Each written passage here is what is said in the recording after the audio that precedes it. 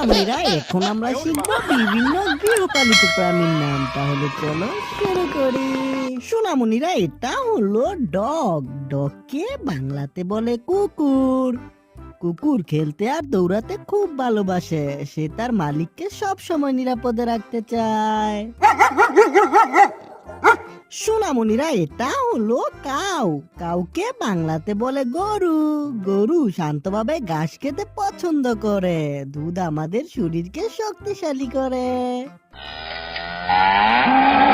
সোনামণিরা এটা হলো শিব। শিবকে বাংলাতে বলে ভেড়া। ভেড়ার নরম লোম দিয়ে উষ্ণ কাপড় বানানো হয়। এরা দলে দলে ঘুরে বেড়াতে পছন্দ করে।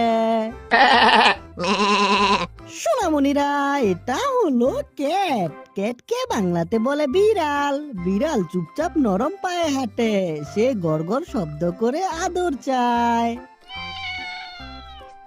সোনামণিরা এটা হলো গোট। গোটকে বাংলাতে বলে ছাগল। ছাগল লাফাতে আর গাছে পাতার দিকে তাকাতে ভালোবাসে।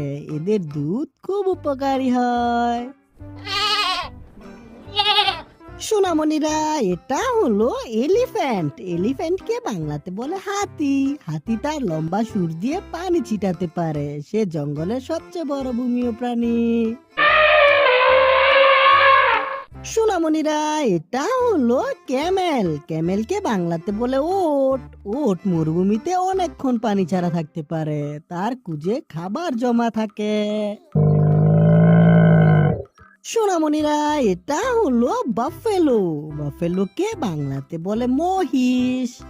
মহিষ পানিতে শুয়ে ঠান্ডা থাকতে ভালোবাসে। এদের দুধ খুব ঘন এবং সুস্বাদু হয়।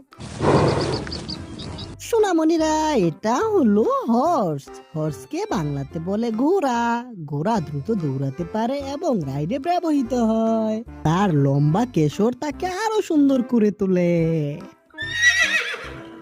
সোনামণিরা এটা হলো অক্স। অক্সকে বাংলাতে বলে বলদ।